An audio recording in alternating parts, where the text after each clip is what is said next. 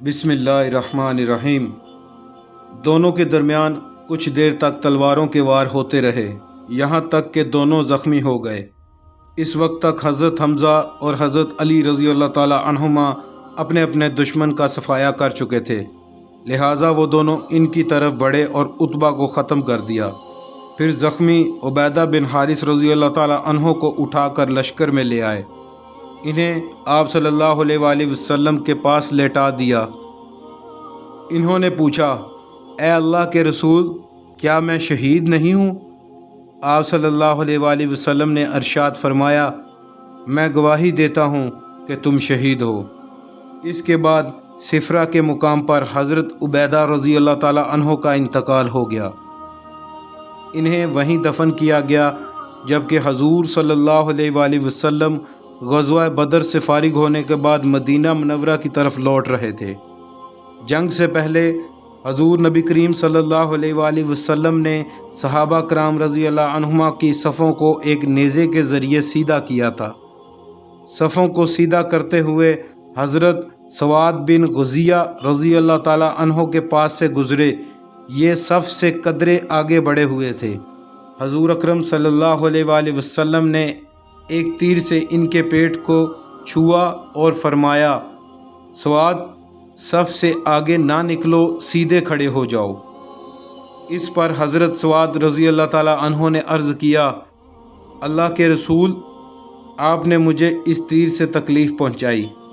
आपको अल्लाह ताला ने हक़ और इंसाफ देकर भेजा है, लिहाजा मुझे बदला दें। आपने फ़ौरन अपना पेट खोला और इनसे फरमाया, लो, तुम अब अपना बदला ले लो।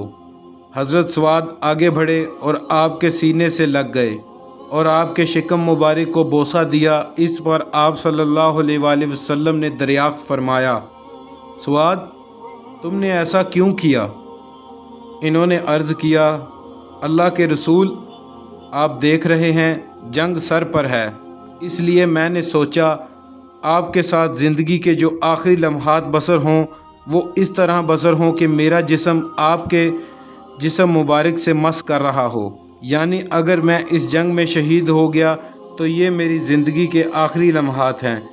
ये सुनकर हजूर अकरम सल्लल्लाहु अलैहि वसल्लम ने इनके लिए दुआ फरमाई।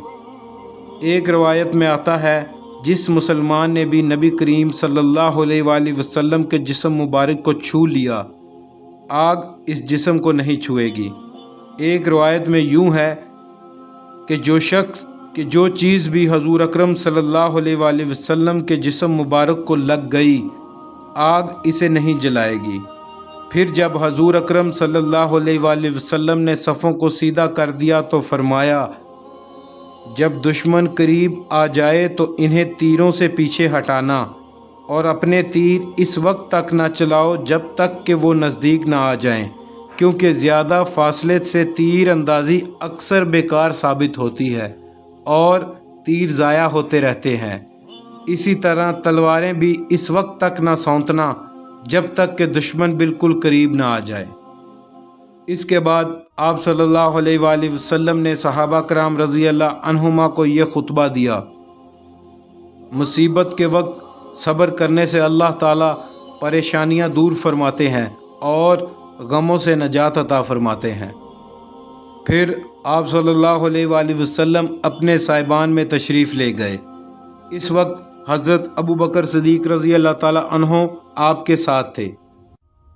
साहिबान के दरवाज़े पर हज़रत साद बिन मुआज़ रज़ी अल्लाह ताला अन्हो कुछ अंसारी मुसलमानों के साथ नंगी तलवारें लिए खड़े थे, ताकि दुश्मन को नबी करीम सल्लल्लाहु अलैहि वसल्लम की तरफ बढ़ने से रोक सके।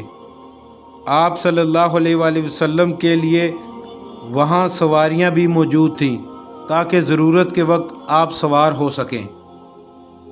इधर नबी करीम सल्लल्लाहु अलैहि वसल्लम ने अपने साहिबान में अल्लाह ताला के हजूर सजदे में गिरकर यूँ दुआ की, ए अल्लाह, अगर आज मोमिनों की ये जमात हलाक हो गई तो फिर तेरी इबादत करने वाला कोई नहीं रहेगा। मुसलमानों में से सबसे पहले महजा रज़ी अल्लाह ताला अन्हो आगे बढ़े। یہ حضرت عمر رضی اللہ تعالیٰ عنہ کے غلام تھے۔ عامر بن حضرمی نے انہیں تیر مار کر شہید کر دیا۔ ادھر نبی کریم صلی اللہ علیہ وآلہ وسلم نے اپنے صاحبان میں اللہ تعالیٰ کے حضور سجدے میں گر کر یوں دعا کی، اے اللہ، اگر آج مومنوں کی یہ جماعت ہلاک ہو گئی تو پھر تیری عبادت کرنے والا کوئی نہیں رہے گا۔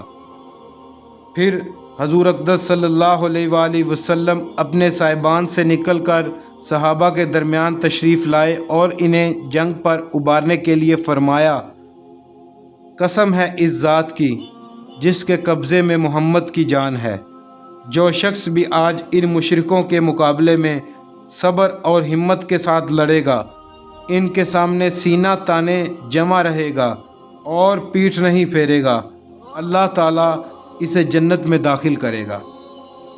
حضرت عمیر بن حمام رضی اللہ تعالیٰ عنہ اس وقت کھجوریں کھا رہے تھے۔ یہ الفاظ سن کر کھجوریں ہاتھ سے گرا دیں اور بولے، واہ واہ، تو میرے اور جنت کے درمیان صرف اتنا فاصلہ ہے کہ ان کافروں میں سے کوئی مجھے قتل کر دے۔ یہ کہتے ہی تلوار سونت کر دشمنوں سے بھڑ گئے اور لڑتے لڑتے شہید ہو گئے۔ حضرت عوف بن افرا رضی اللہ تعالیٰ عنہ نے آپ صلی اللہ علیہ وآلہ وسلم سے پوچھا، اللہ کے رسول، بندے کے کس عمل پر اللہ کو ہنسی آتی ہے؟ یعنی اس کے کون سے عمل سے اللہ تعالیٰ بہت خوش ہوتے ہیں؟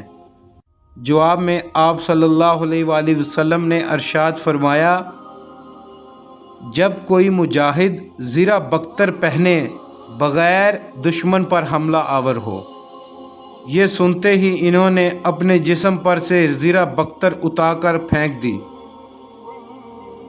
اور تلوار سونت کر دشمن پر ٹوٹ پڑے، یہاں تک کہ لڑتے لڑتے شہید ہو گئے۔ حضرت معبد بن وہب رضی اللہ تعالیٰ عنہ دونوں ہاتھوں میں تلوار لے کر جنگ میں شریک ہوئے۔ یہ نبی پاک صلی اللہ علیہ وآلہ وسلم کے ہم زلف تھے، یعنی ام المومنین حضرت سودا رضی اللہ تعالیٰ عنہا کی بہن کے خاوند تھے۔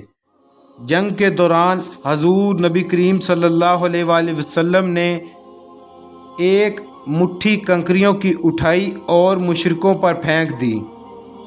ایسا کرنے کے لیے حضور صلی اللہ علیہ وآلہ وسلم کو حضرت جبرائیل علیہ السلام نے کہا تھا۔ کنکریوں کو مٹھی میں پھینکتے وقت حضور صلی اللہ علیہ وآلہ وسلم نے ارشاد فرمایا، یہ چہرے خراب ہو جائیں۔ ایک روایت کے مطابق یہ الفاظ آئے ہیں، اے اللہ، ان کے دلوں کو خوف سے بھر دے، ان کے پاؤں اکھاڑ دے۔ اللہ کے حکم اور حضور صلی اللہ علیہ وآلہ وسلم کی دعا سے کوئی کافر ایسا نہ بچا جس پر وہ کنکریاں نہ گری ہوں۔ ان کنکریوں نے کافروں کو بدحواس کر دیا۔ آخر نتیجہ یہ نکلا کہ وہ شکست کھا کر بھاگے۔ مسلمان ان کا پیچھا کرنے لگے، انہیں قتل اور گرفتار کرنے لگے۔ کنکریوں کی مٹھی کے بارے میں اللہ تعالیٰ نے قرآن کریم میں ارشاد فرمایا، اور اے نبی، کنکریوں کی مٹھی آپ نے نہیں بلکہ ہم نے پھینکی تھی۔ سورۃ انفال آیت 17۔ حضور نبی کریم صلی اللہ علیہ وآلہ وسلم نے کافروں کے شکست کھا جانے کے بعد اعلان فرمایا، مسلمانوں میں سے جس نے جس کافر کو مارا ہے، اس کا سامان اسی مسلمان کا ہے، اور جس مسلمان نے جس کافر کو گرفتار کیا وہ اسی مسلمان کا قیدی ہے۔ وہ کافر جو بھاگ کر نہ جا سکے، انہیں گرفتار کر لیا گیا۔ اس جنگ میں حضرت ابو عبیدہ بن الجراح رضی اللہ تعالیٰ عنہ نے اپنے باپ کو قتل کیا۔ پہلے خود باپ نے بیٹے پر وار کیا تھا، لیکن یہ وار حضرت ابو عبیدہ رضی اللہ تعالیٰ عنہ بچا گئے اور خود اس پر وار کیا، جس سے وہ مارا گیا۔ اس پر اللہ تعالیٰ نے یہ آیت نازل فرمائی، جو لوگ اللہ پر اور قیامت کے دن پر پورا ایمان رکھتے ہیں، آپ انہیں نہ دیکھیں گے کہ ایسے شخصوں سے دوستی رکھتے ہیں جو اللہ اور رسول کے خلاف ہیں، اگرچہ وہ ان کے بیٹے یا بھائی یا خاوند میں سے کیوں نہ ہوں۔ اس جنگ میں حضرت عبد الرحمن بن عوف رضی اللہ تعالی عنہ نے امیہ بن خلف اور اس کے بیٹے کو قیدی بنا لیا۔ اسلام سے پہلے مکہ میں یہ شخص حضرت عبد الرحمن بن عوف رضی اللہ تعالی عنہ کا دوست رہا تھا، اور یہی وہ امیہ بن خلف تھا جو حضرت بلال رضی اللہ تعالی عنہ پر بے تحاشا ظلم کرتا رہتا تھا۔ حضرت عبد الرحمن بن عوف رضی اللہ تعالی عنہ ان دونوں کو لیے میدان جنگ سے گزر رہے تھے کہ حضرت بلال رضی اللہ تعالی عنہ کی نظر امیہ بن خلف پر پڑ گئی۔ حضرت بلال رضی اللہ تعالی عنہ اسے دیکھ کر بلند آواز میں پکارے، کافروں کا سردار امیہ بن خلف یہ رہا، اگر امیہ بچ گیا تو سمجھو میں نہیں بچا۔ حضرت عبد الرحمن بن عوف رضی اللہ تعالی عنہ کو امیہ اپنے بیٹے کے ساتھ ادھر ادھر بھاگتے نظر آیا تھا۔ حضرت عبد الرحمن بن عوف رضی اللہ تعالی عنہ کے ہاتھ میں کئی زرہیں تھیں، یہ مال غنیمت میدان جنگ سے ملا تھا، لیکن جوں ہی انہیں امیہ اور اس کا بیٹا نظر آیا، انہوں نے زریں گرا دی اور ان دونوں کو پکڑ لیا۔ اس طرح یہ دونوں اب ان کے قیدی بن گئے۔ یہ انہیں لیے جا رہے تھے کہ حضرت بلال رضی اللہ تعالی عنہ نے انہیں دیکھ لیا اور پکارنے لگے، یہ رہا امیہ بن خلف۔ حضرت بلال رضی اللہ تعالی عنہ کے الفاظ سنتے ہی حضرت عبد الرحمن بن عوف رضی اللہ تعالی عنہ نے کہا، لیکن یہ دونوں اب میرے قیدی ہیں۔ حضرت بلال نے پھر وہی الفاظ کہے، اگر آج امیہ بچ گیا تو سمجھو میں نہیں بچا۔ ساتھ ہی حضرت بلال رضی اللہ تعالی عنہ نے لوگوں کو پکارا، اے انصار، اے اللہ کے مددگاروں، یہ کافروں کا سردار امیہ بن خلف ہے، اگر یہ بچ گیا تو سمجھو میں نہیں بچا۔ یہ سن کر انصاری ان کی طرف دوڑ پڑے، انہوں نے چاروں طرف سے انہیں گھیر لیا۔ حضرت بلال رضی اللہ تعالی عنہ نے تلوار کھینچ لی اور اس پر وار کیا۔ حضرت عبد الرحمن بن عوف رضی اللہ تعالی عنہ نے امیہ کو بچانے کے لیے اس کے بیٹے کو آگے کر دیا۔ امیہ جاہلیت کے زمانے میں ان کا دوست تھا، اسی دوستی کے ناطے حضرت عبد الرحمن بن عوف رضی اللہ تعالی عنہ اسے قتل ہونے سے بچانا چاہتے تھے۔ ادھر حضرت بلال رضی اللہ تعالی عنہ پر اس کے قتل کی دھن پوری طرح سوار تھی۔ حضرت بلال رضی اللہ تعالی عنہ کی تلوار امیہ کے بیٹے کو لگی، وہ زخمی ہو کر گرا۔ اسے گرتے دیکھ کر امیہ بھیانک انداز میں چیخا، یہ چیخ حد درجے خوفناک اور ہولناک تھی۔ ساتھ ہی تلواریں بلند ہوئی اور امیہ کے جسم میں اتر گئیں۔ امیہ کو بچانے کے سلسلے میں حضرت عبد الرحمن بن عوف رضی اللہ تعالی عنہ بھی معمولی سے زخمی ہوئے۔ وہ کہا کرتے تھے، اللہ تعالیٰ بلال پر رحم فرمائے، میرے حصے میں نہ زرہیں آئی نہ قیدی۔ ایسے میں حضور نبی کریم صلی اللہ علیہ وآلہ وسلم نے دریافت فرمایا، کسی کو نوفل بن خویلد کا بھی پتہ ہے؟ جواب میں حضرت علی رضی اللہ تعالی عنہ نے عرض کیا، اللہ کے رسول، اسے میں نے قتل کیا ہے۔ یہ سن کر آپ صلی اللہ علیہ وآلہ وسلم نے ارشاد فرمایا، اللہ اکبر، اللہ کا شکر ہے جس نے اس شخص کے بارے میں میری دعا قبول فرمائی۔ جنگ شروع ہونے سے پہلے اس نوفل بن خویلد نے بلند آواز میں کہا تھا، اے گروہ قریش، آج کا دن عزت اور سربلندی کا دن ہے۔ اس کی بات سن کر آپ صلی اللہ علیہ وآلہ وسلم نے ارشاد فرمایا تھا، اے اللہ، نوفل بن خویلد کا انجام مجھے دکھلا۔ اس کے بعد رسول اللہ صلی اللہ علیہ وآلہ وسلم نے حکم دیا، قتل ہونے والے کافروں میں ابو جہل کی لاش کو تلاش کیا جائے۔ ابو جہل نے جنگ شروع ہونے سے پہلے کہا تھا، اے اللہ، دونوں دینوں یعنی اسلام اور کفار کے خود ساختہ دین میں جو دین تیرے نزدیک افضل اور پسندیدہ ہو، اس کی مدد فرما اور نصرت فرما۔ حضرت معاذ بن عمرو رضی اللہ تعالی عنہ جو اس جنگ کے دوران کم سن صحابہ میں شمار ہوتے تھے، کہتے ہیں کہ جنگ کے دوران میں نے دیکھا کہ ابو جہل کو اس کے بہت سے ساتھی حفاظت کے لیے گھیرے میں لیے ہوئے ہیں اور وہ کہہ رہا ہے، اے ابو الحکم، ابو جہل کی کنیت تھی، تم تک کوئی نہیں پہنچ پائے گا۔ جب میں نے ان کی یہ بات سنی تو ابو جہل کی طرف بڑھا اور اس پر تلوار کا ایک ہاتھ مارا، اس وار سے اس کی پنڈلی کٹ گئی۔ ابو جہل کے بیٹے حضرت اکرمہ رضی اللہ تعالیٰ عنہ باپ کی مدد کے لیے بڑھے۔ یہ حضرت اکرمہ رضی اللہ تعالیٰ عنہ فتح مکہ کے موقع پر مسلمان ہوئے تھے۔ انہوں نے مجھ پر تلوار کا وار کیا، اس سے میرا بازو کٹ گیا، صرف تھوڑی سی کھال کے ساتھ بازو اٹکا رہ گیا۔ میں جنگ میں مصروف رہا لیکن لٹکنے والے ہاتھ کی وجہ سے لڑنا مشکل ہو رہا تھا۔ میں تمام دن لڑتا رہا اور وہ بازو لٹکتا رہا۔ اللہ اکبر! آخر جب اس کی وجہ سے رکاوٹ زیادہ ہونے لگی تو میں نے اپنا پاؤں اس پر رکھ کر جھٹکا دیا، اس سے وہ کھال بھی کٹ گئی۔ میں نے اپنے بازو کو اٹھا کر پھینک دیا۔ اللہ اکبر! ابو جہل زخمی حالت میں تھا کہ اس دوران اس کے پاس سے معوذ بن افرا رضی اللہ تعالیٰ عنہ گزرے۔ انہوں نے اس پر وار کیا، اس وار سے وہ گر گیا اور وہ اسے مردہ سمجھ کر آگے بڑھ گئے، لیکن وہ ابھی زندہ تھا۔ حضرت معوذ رضی اللہ تعالیٰ عنہ جنگ کرتے آگے بڑھتے چلے گئے، یہاں تک کہ شہید ہو گئے۔ اتنے میں زخموں سے چور ابو جہل کے پاس سے حضرت عبداللہ بن مسعود رضی اللہ تعالیٰ عنہ کا گزر ہوا۔ انہوں نے اپنا پیر اس کی گردن پر رکھ کر کہا، اے خدا کے دشمن، کیا تجھے خدا نے رسوا نہیں کر دیا؟ اس کے بعد حضرت عبداللہ بن مسعود رضی اللہ تعالیٰ عنہ نے اس کا سر تن سے جدا کر دیا۔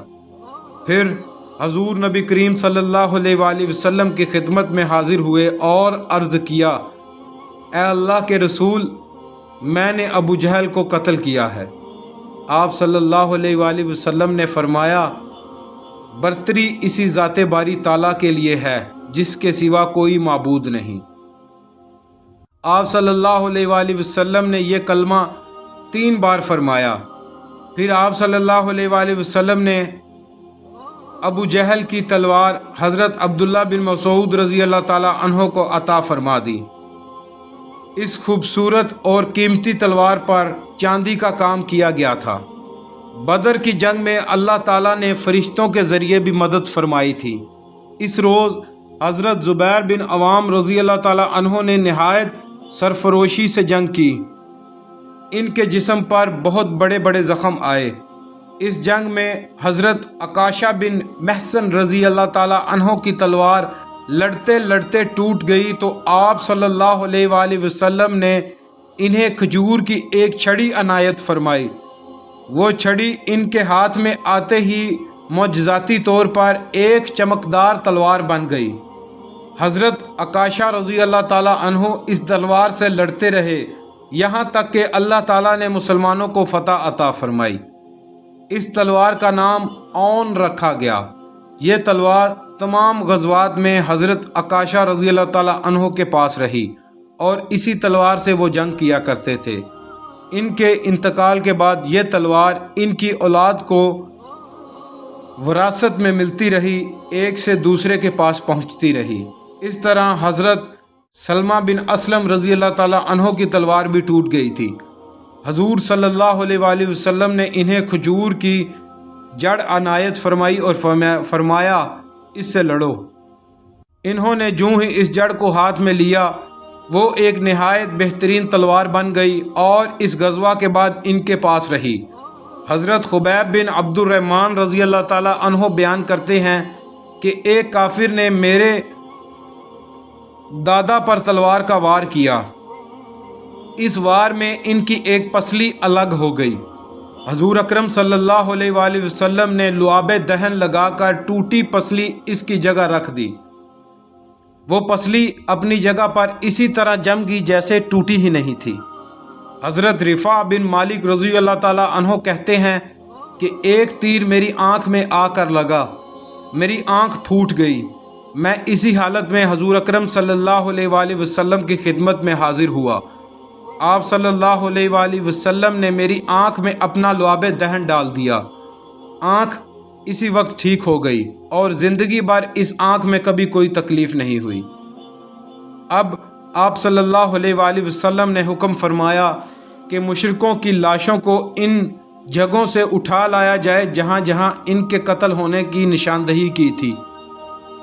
حضرت عمر رضی اللہ تعالیٰ عنہ فرماتے ہیں کہ نبی کریم صلی اللہ علیہ وآلہ وسلم نے جنگ سے ایک دن پہلے ہی ہمیں بتا دیا تھا کہ انشاءاللہ کل یہ عتبہ بن ربیعہ کے قتل کی جگہ ہوگی، یہ شیبہ بن ربیعہ کی قتل کی جگہ ہوگی، یہ امیہ بن خلف کی قتل کی جگہ ہوگی۔ آپ صلی اللہ علیہ وآلہ وسلم نے اپنے دست مبارک سے ان جگہوں کی نشاندہی فرمائی تھی۔ اب جب لاشیں جمع کرنے کا حکم ملا اور صحابہ کرام لاشوں کی تلاش میں نکلے تو کافروں کی لاشیں بالکل انہی جگہوں پر پڑی ملی۔ حضور اکرم صلی اللہ علیہ وآلہ وسلم نے ان تمام لاشوں کو ایک گڑھے میں ڈالنے کا حکم فرمایا۔ اللہ پاک پڑھنا اور سننا قبول فرمائے۔